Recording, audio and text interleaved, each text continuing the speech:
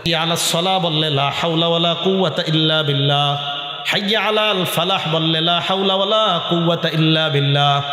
নবীজি বলেন মুয়াজ্জিনের আযান শেষ হওয়ার পর সুম্মা সাল্লু আলাইয়া, এরপর আমার উপর দুরূদ শরীফ পড়বা। ফাইন্নাহু মান সাল্লা আলাইয়া ওয়াহিদা, আমার উপর একবার কেউ যদি দুরূদ পড়ে সাল্লাল্লাহু আলাইহি আশারা, ওই মুহূর্তে আল্লাহ তার উপর 10টা রহমত নাজিল করে দেয়। এবার আমার সাথে বলেন, আপনার আযানের পর প্রথম কাজ আমাদের কি করা? এরপর আল্লাহুম্মা রাব্বা হাযিহিদ দাওয়াতিত তাম্মাহ, যে দোয়াটা পড়া। তাহলে 1 নাম্বার বলেন তো দুরূদ কখন পড়বো? আযানের পর। বলেন আপনারা দুরূদ কখন পড়বো? মা বোনরা মনে রাখবো, আযান শেষে দুরূদ পড়বো, এরপর দোয়া। 2 নাম্বার জুমার নামাজের দিন, আজকে কি বার ছিল? শুক্রবার। এই জুমার দিন বেশি বেশি দুরূদ পড়া। নাসাই শরীফের হাদিস 1374 নাম্বার হাদিস। ক্বালা রাসূলুল্লাহ সাল্লাল্লাহু আলাইহি ওয়াসাল্লাম, আল্লাহ নবী বলেন ইন্না মিন আফযলি আইয়ামিকুম ইয়াউমাল জুমআ, মনে রাখবা তোমরা দিনের মধ্যে সবচাইতে শ্রেষ্ঠ দিন হলো জুমার দিন। বলেন সুবহানাল্লাহ। বলেন তো আপনারা 7 দিনের মধ্যে শ্রেষ্ঠ দিনটার নাম কি? জুমার দিন। নবীজি বলেন ফিহি খুলিকা আদম, এই দিনে আদম আলাইহিস সালাতু ওয়াস সালামকে সৃষ্টি করা হয়েছে। অফিহি কুবিজা, আদম নবীকে এই দিনে দুনিয়া থেকে উঠায় নেওয়া হয়েছে। এবার আপনাদের কাছে জানতে চাই, বলেন তো আদম নবীর সৃষ্টি কি বারে? আদম নবীর ইন্তেকাল কি বারে? অফিহি আন-নাফাখা, শুক্রবার দিন ইসরাফিল সিংহায় ফু দিবে। অফিহি আস-সাইকা, শুক্রবার দিন কিয়ামতের ময়দান কায়েম হবে। তাহলে আপনারা বলেন তো আদম নবীর সৃষ্টি কি বার? আদম নবীর ইন্তেকাল কি বার? সিংহায় ফু দেওয়া হবে কি বারে? কিয়ামত কায়েম হবে কি বারে? দেখছেন কত সুন্দর একটা জিনিস জানলেন। আদম নবীকে খলিকা ফিহি আদম, শুক্রবার দিন আদম নবীকে সৃষ্টি করা হয়েছে। এরপরে অফিহি কুবিজা, শুক্রবার দিন আদম নবীর জানটা নেওয়া হয়েছে। অফিহি আন-নাফাখা, শুক্রবার দিন সিংহায় ফু দেওয়া হবে। অফিহি আস-সাআকা, শুক্রবার দিন কিয়ামত কায়েম হবে। তো এটা কেন বললাম? এবার নবীজি বলেন, শোনো তোমরা, এই শুক্রবার দিন তোমরা আমার উপর বেশি বেশি দুরূদ শরীফ পাঠ করবা। সাহাবাদেরকে আল্লাহ নবী বলেন ফাইন্না সালাতাকুম মারুদাতুন আলাইয়া, আমার উম্মতের দল, তোমাদের দুরূদ আমার কাছে পেশ করা হয়। সাহাবারা বললেন ইয়া রাসূলুল্লাহ কাইফা তু'রাদু সালাতুনা আলাইকা, আপনার কাছে কিভাবে দুরূদ পেশ করা হয়? ওয়াকাদ আরামতা, আপনারা ইন্তেকাল করবেন। হুজুর ইন্তেকালের পরে আবার আপনার উপর দুরূদ কিভাবে যাবে? নবীজি বলেন ইন্নাল্লাহা হাররামা আলাল আরদি আন তাকুলা আজসামাল আম্বিয়া, আল্লাহ জমিনের উপর হারাম করে দিয়েছেন, দুনিয়ার কোন নবীর দেহ জমিন খেতে পারবে না। সমস্ত নবীদের দেহ খাওয়া জমিনের উপর আল্লাহ হারাম করে দিয়েছেন। নবীদের দেহ মাটি খেতে পারে না।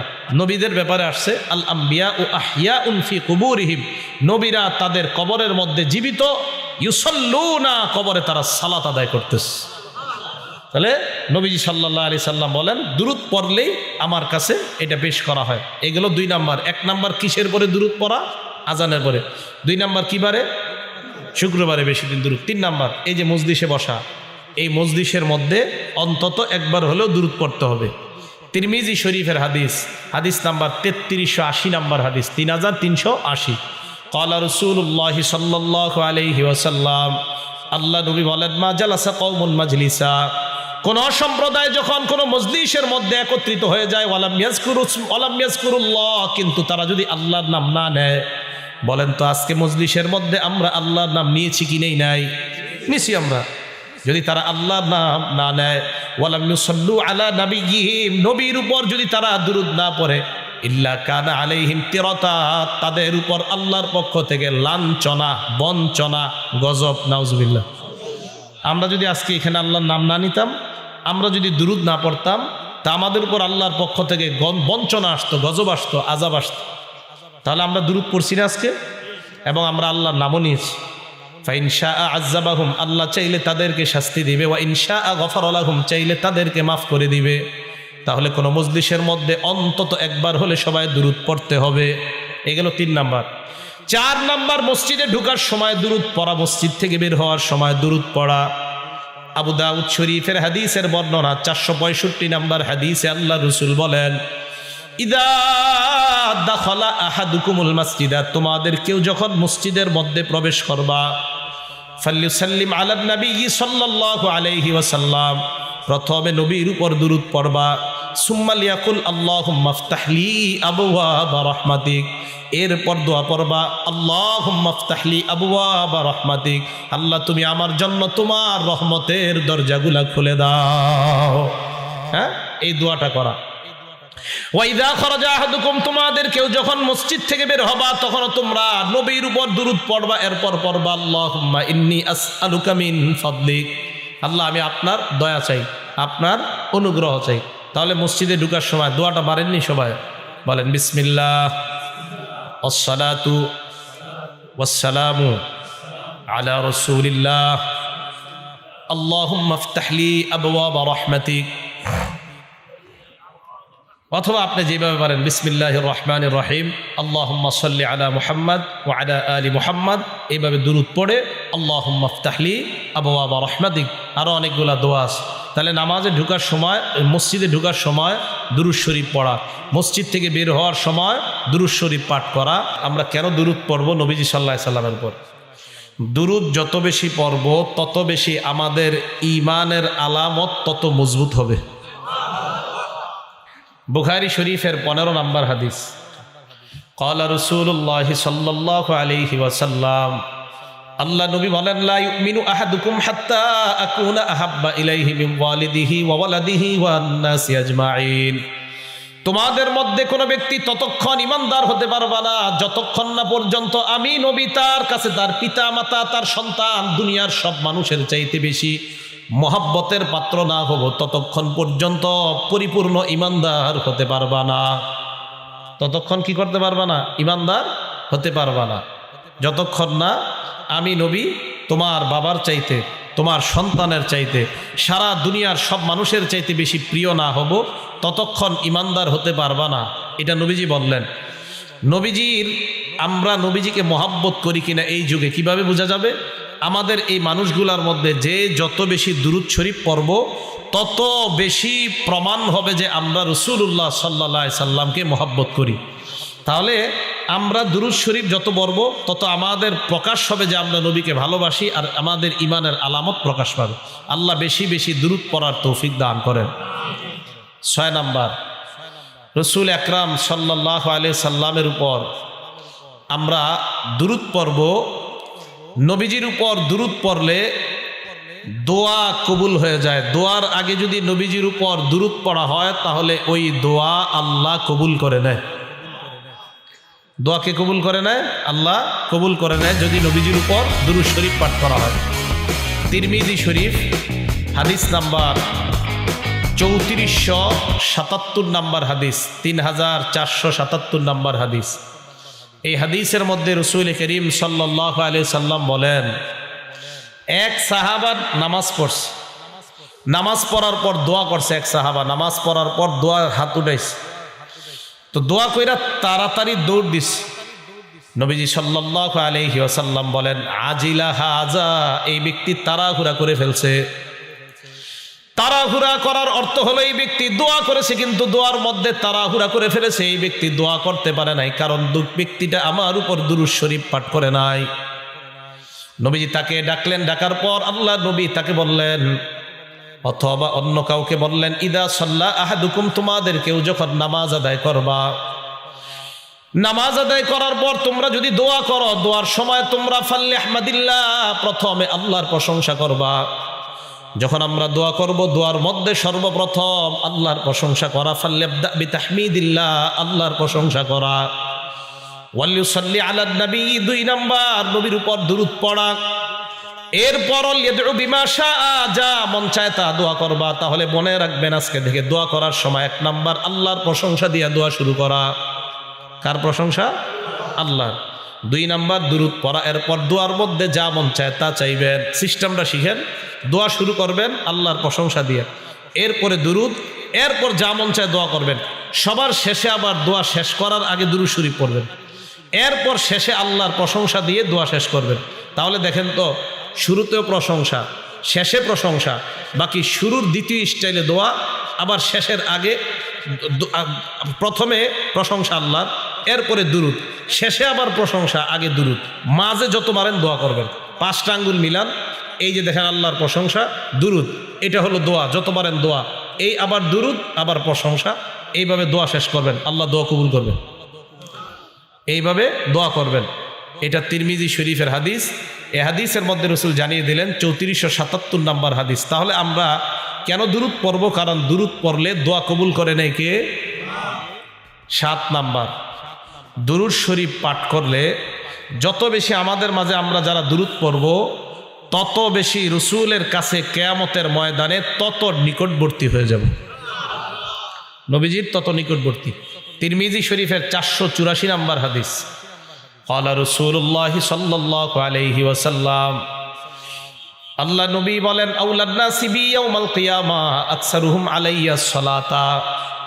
নবীজি বলেন, কিয়ামতের ময়দানে ওই ব্যক্তি সবচেয়ে আমার নিকটবর্তী হয়ে যাবে যে ব্যক্তি দুনিয়াতে যত বেশি আমার উপর দুরূদ শরীফ পাঠ করে নেয়। তাহলে নবীর উপর যত বেশি দুরূদ শরীফ পাঠ করব, তত বেশি কিয়ামতের ময়দানে আল্লাহ নবীর কাছাকাছি হতে চাই কি চাই না? এই জন্য দুনিয়াতে সবচাইতে বেশি বেশি দুরূদ শরীফ পাঠ করা।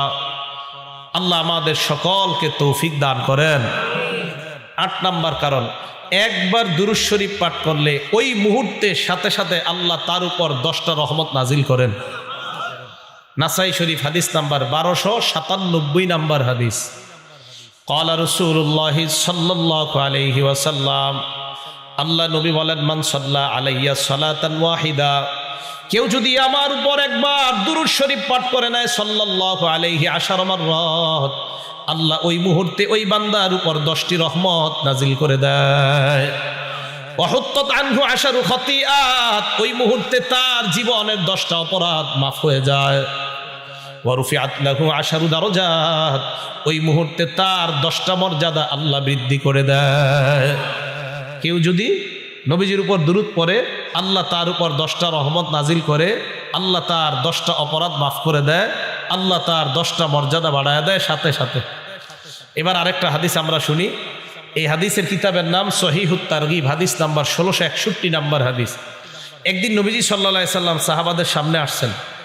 সাহাবারা বলেন, ওয়াসসুরুরু ইউরা ফি ওয়াজহিহি, আল্লাহ নবীর চেহারা মুবারকের মধ্যে আনন্দ দেখা যায়, আনন্দ। সুবহানাল্লাহ। সাহাবারা বললেন, ইয়া রাসূলুল্লাহ ইন্না লানা রাসসুরুরা ফি ওয়াজহিকা, হুজুর আপনার চেহারার মধ্যে এত আনন্দ কেন? আজকে কেন এত আনন্দ দেখতেছি আমরা? নবীজি জবাব দিলেন, সাহাবাদের দল, ইন্নাহু আতানিল মালাক, আমার কাছে ফেরেশতা আসছে, আসার পর আমাকে বলছে, আমা ইউরদিকা, আপনি কি এতে সন্তুষ্ট না? আন্না রব্বাকা ইয়াকুল, আপনার রব এই কথা বলতেছে। কি বলে দেখেন, ইন্নাহু লা ইউসাল্লিমু আলাইকা আহাদুম মিন উম্মাতিক, ইন্নাহু লা ইউসাল্লি আলাইকা আহাদুম মিন উম্মাতিক, আপনার কোন উম্মত যদি আপনার উপর একবার দুরূদ শরীফ পাঠ করে, সাল্লাইতু আলাইহি আশারা, আমি আল্লাহ সাথে সাথে তার উপর 10টা রহমত নাজিল করে দেই। এরপর বলে, ওয়া ইন্নাহু লা ইউসাল্লিমু আলাইকা আহাদুম মিন উম্মাতিক, আপনার কোন উম্মত যদি আপনাকে একবার সালাম দেয়, সাল্লামতু আলাইহি আশারা, আমি আল্লাহ তার উপর 10টা শান্তি নাজিল করে দেই। তাহলে আমরা নবীজির উপর একবার দুরূদ পড়লে আমাদের উপর 10টা রহমত নাজিল করে কে? আল্লাহ। 10টা গুনাহ মাফ করে দেয় আল্লাহ, আমাদের 10টা মর্যাদা আল্লাহ বাড়ায় দেয়। এ হলো 8 নাম্বার। 9 নাম্বার কারণ, দুরূদ পড়লে জিন্দিগির গুনাহ আল্লাহ মাফ করে দেয়। দলিল তিরমিজি শরীফের 2457 নাম্বার হাদিস, 2457। নবীজির এক সাহাবা উবাই ইবনে কাব রাদিয়াল্লাহু তাআলা আনহু বলেন, ইজা জাহাবা সুলুসাল লাইল, রাতের 3 ভাগের 2 ভাগ যখন চলে যায়, রাতের 2/3 যখন চলে যায়, 3 ভাগের 2 ভাগ যখন চলে যায়, কামা, নবীজি ঘুম থেকে জাগ্রত হওয়ার পর আল্লাহ রাসূল সাল্লাল্লাহু আলাইহি ওয়াসাল্লাম তখন বলেন, ইয়া আইয়ুহান নাস উযকুরুল্লাহ, হে জনগণ তোমরা আল্লাহকে স্মরণ করো, উযকুরুল্লাহ, তোমরা আল্লাহকে স্মরণ করো। রাতের 3 ভাগের 2 ভাগ যাওয়ার পর নবীজি ঘুম থেকে উঠা কয়, হে জনগণ আল্লাহকে স্মরণ করো, হে জনগণ আল্লাহকে স্মরণ করো। এই কথা বলার পর আল্লাহ নবী বলেন, জাআতির রাজিফা, সিংহার প্রথম ফুটা আইসা গেছে। সিংগায় যে প্রথম ফু দেওয়া হবে, যা আতির রাজিফা, এটা এসে গিয়েছে। তাতবাউহার রাদিফা, দ্বিতীয় ফুটা চিরে আসবে। মানে নবী বুঝাইলেন বাকি নেই, কিয়ামত আসতেছে, এসে গেছে। নবীজি বলেন প্রথম ফু এই তো চলে এসেছে, দ্বিতীয় ফুটা এর পরে আসবে। এবার আল্লাহ রাসূল বলেন শোনো তোমরা, নবীজি বলেন প্রথম ফু এসে গিয়েছে কেমন জানো, দ্বিতীয় ফুটা এসে যাবে, দেরি হবে না। সাহাবা উবাই ইবনে কাব বলেন ইয়া রাসূলুল্লাহ উকসিরু আলাইকা মিন সালাতি, আমি আপনার উপর বেশি বেশি দুরূদ পড়ি, আমি আপনার উপর বেশি বেশি দুরূদ পড়ি, মিনাস সালাত। ফাকাম আজআলু লাকা মিন সালাতি, হুজুর আমি দিনের কতটুকু সময় আপনার উপর দুরূদ পড়ি একটু আমারে বলে দেন। নবীজি বললেন মা শিতা, তোমার যা মন চায় তুমি পড়ো। হযরত উবাই বলে ইয়া রাসূলুল্লাহ আর রুবা, আমি যদি 4 ভাগের 1 ভাগ আপনার উপর দুরূদ পড়ি হবে কিনা? পুরা দিনটাকে আমি 4 ভাগ ভাগ করলাম, 4 ভাগের 1 ভাগ শুধু আপনার উপর দুরূদ শরীফ পাঠ করব, হুজুর হবে কিনা?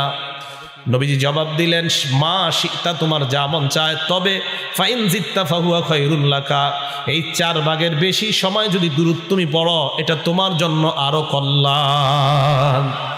হযরত উবাই বলেন ইয়া রাসূলুল্লাহ আন-নিসফা, তাহলে আমি দিনটাকে 2 ভাগ করব, 2 ভাগ করার পর অর্ধেক শুধু আপনার উপর দুরূদ পড়ব, অর্ধেক শুধু আপনার উপর দুরূদ পড়ব, হুজুর হবে কিনা?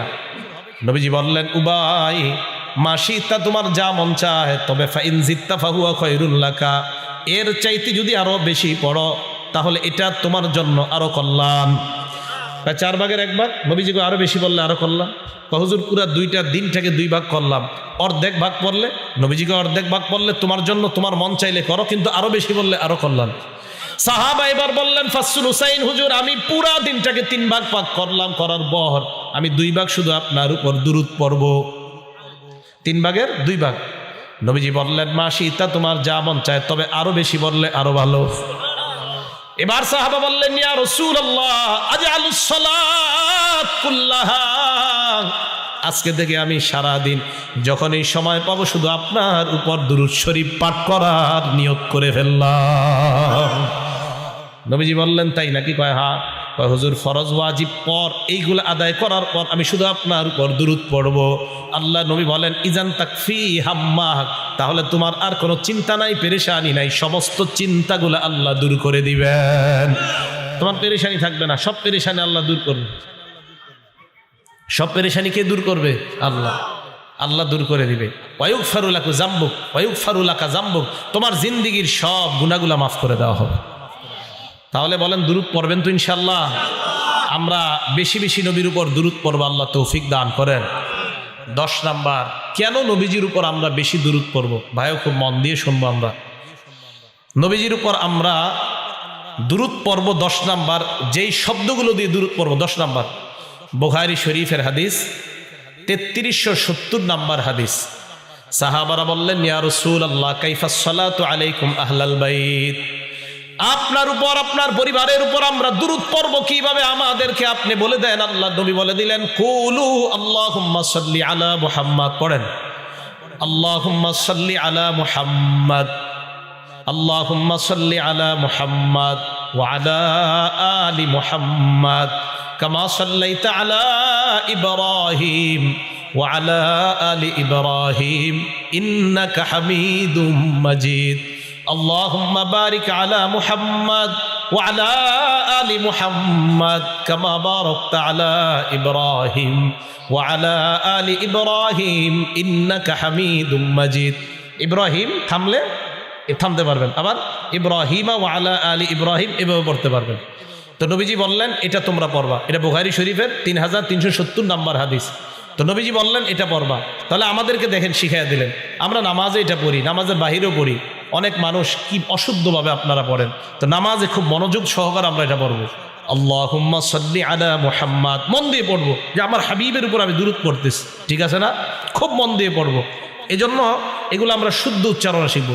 আমি জানেন মাঝে মাঝে আমি বলি যে বিশুদ্ধভাবে 10 বার দুরূদ পড়েন, অশুদ্ধ 1000 পড়েন না। সুবহানাল্লাহ পড়েন তো।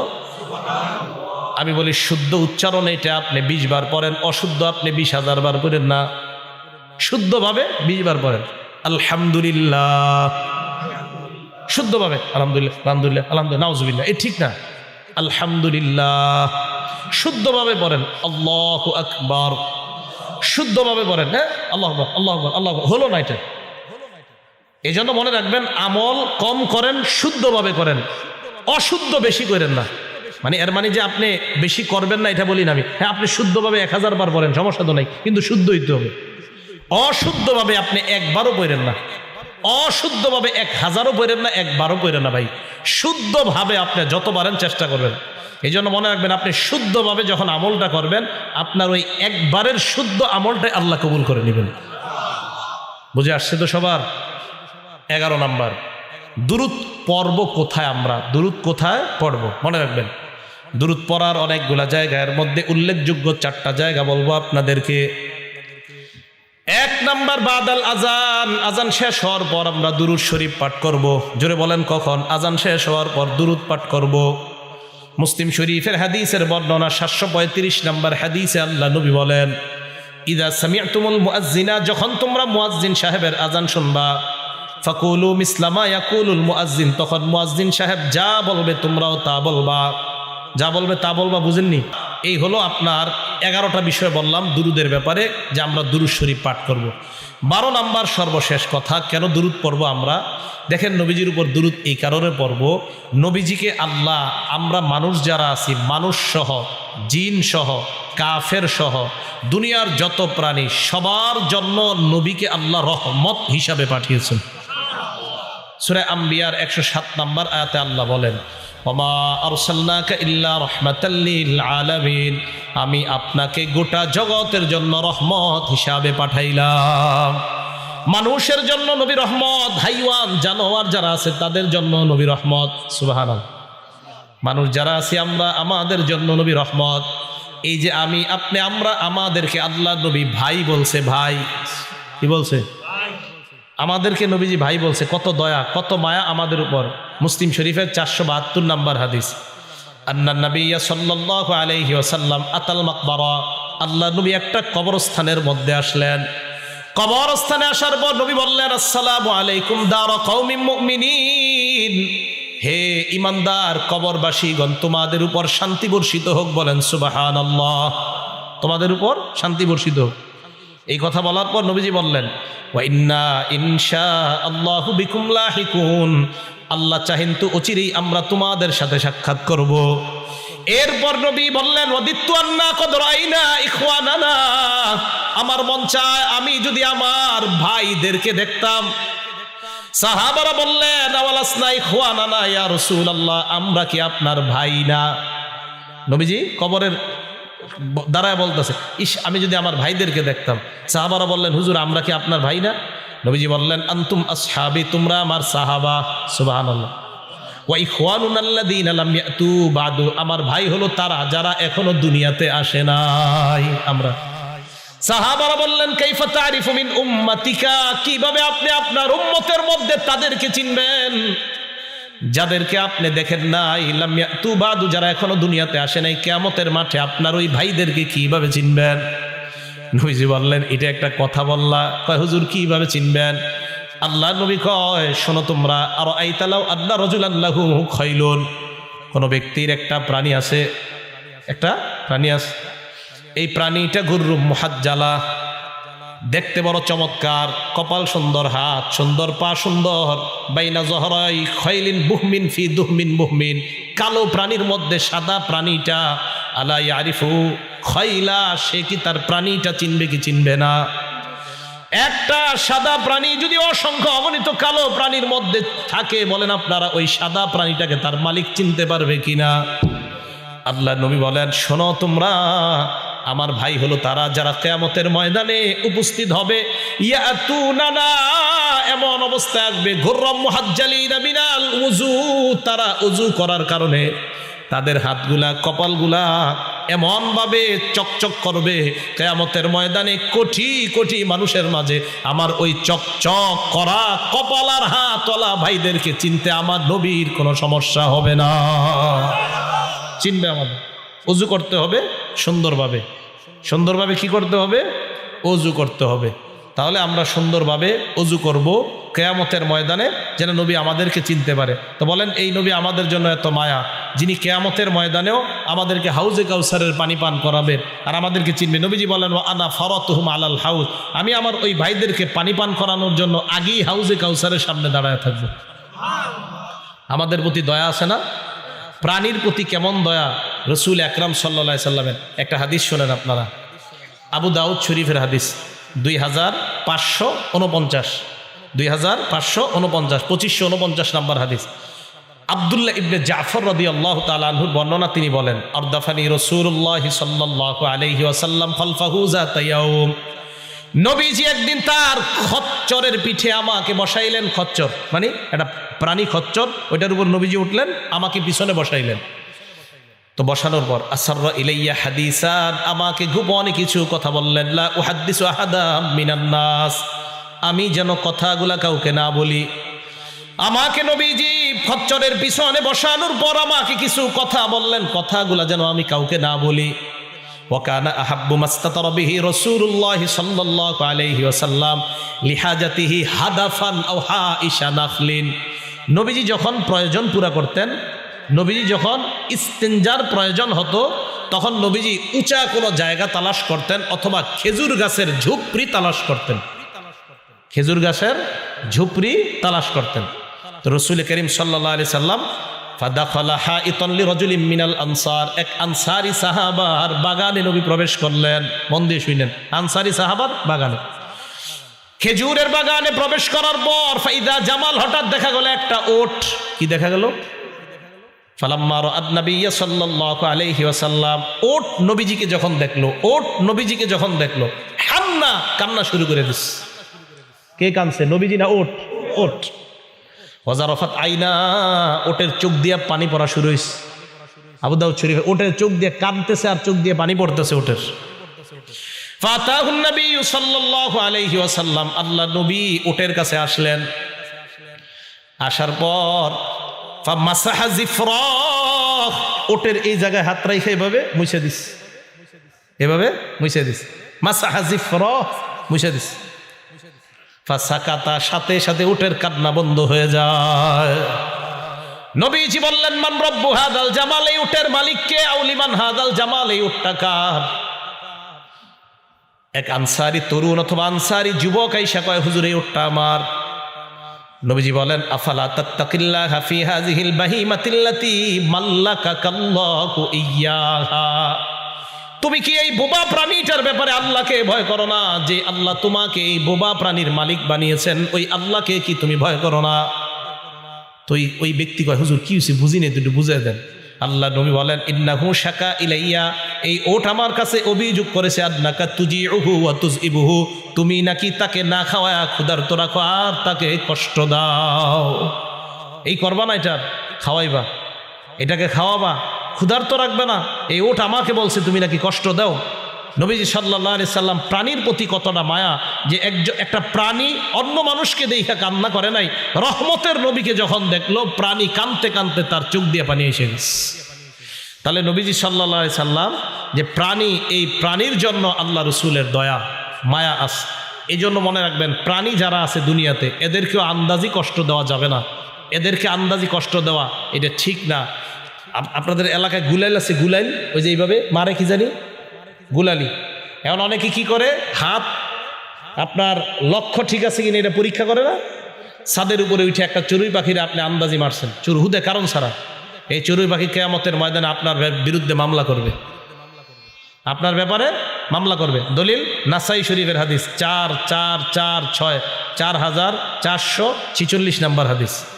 ক্বালা রাসূলুল্লাহ সাল্লাল্লাহু আলাইহি ওয়াসাল্লাম, আল্লাহ নবী বলেন, মান কাতালা উসফুরান আবাসা, কেউ যদি একটা চড়ুই পাখিকে অনর্থক হত্যা করে, আজ্জা ইলাল্লাহি ইয়াউমাল কিয়ামা, ওই চড়ুই পাখি কিয়ামতের ময়দানে আল্লাহর দরবারে আদালতে মামলা করবে, আল্লাহর কাছে অভিযোগ করে বলবে, মাবুদ ইন্না ফুলানান কাতালানি আবাসা, ভালুকার অমুকে আমাকে অনর্থক হত্যা করেছে, আল্লাহ কোনো কারণে আমাকে হত্যা করে নাই। ওয়ালাম ইয়াকতুলনি লিমান ফাআ, কোনো উপকারের জন্য হত্যা করে নাই, মাবুদ এমনি এমনি আমাকে হত্যা করেছে।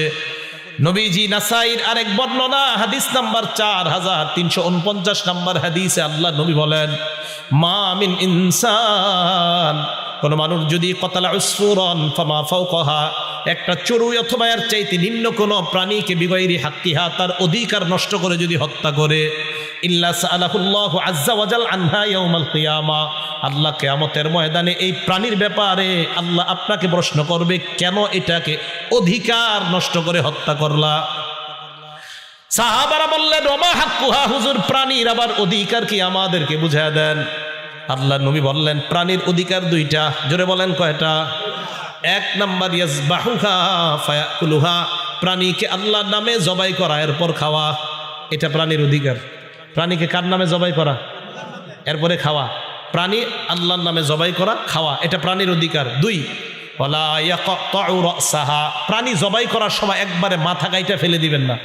ইয়ারমি বিহা, যদি মাথা কেটে একবারে ফেলে দেন এটা প্রাণীর অধিকার নষ্ট করলেন। দেখছেন? তাহলে প্রাণীর অধিকার এটা ক্ষুণ্ণ করা যাবে না, এটা নষ্ট করা যাবে না। একটা প্রাণী, হালাল প্রাণী যেটা আমরা খাই, কোরবানিতে আমরা গরু জবাই করব, এই প্রাণী গরুর দুই অধিকার। এক, ওই গরু আপনার কাছে পাও না, আমাকে তুমি আল্লাহর নাম নিয়ে জবাই করো। দুই, আমাকে তাড়াতাড়ি জবাই করবা যেন আমার জান তাড়াতাড়ি যায়, তবে আমার মাথা কেটে ফেলে দিলে আমার অধিকার নষ্ট করো। জবাই করার সময় একবারে মাথা কেটে ফেলে দেওয়া যাবে না। মুরগি জবাই করার সময় একবারে মাথা কেটে ফেলে দেওয়া, এটা মুরগির অধিকার নষ্ট করা হবে। আল্লাহ পাক রব্বুল আলামিন আমাদের সকলকে, নবী রহমত, নবী সাল্লাল্লাহু আলাইহি সাল্লাম আরও অনেকগুলা গুণাবলী বর্ণনা করা হলো, এই কারণে আমরা নবীজির উপর বেশি বেশি দরুদ শরীফ পাঠ করব। আল্লাহ পাক রব্বুল আলামিন আমাদের সকলকে যে কথাগুলা বললাম, শুনলাম, এই কথাগুলোর উপর আমরা সকলে যেন আমল করতে পারি, আল্লাহ তৌফিক দান করেন। আমিন। ওয়া আখিরু দাওয়ানা আনিল হামদুলিল্লাহি রাব্বিল আলামিন।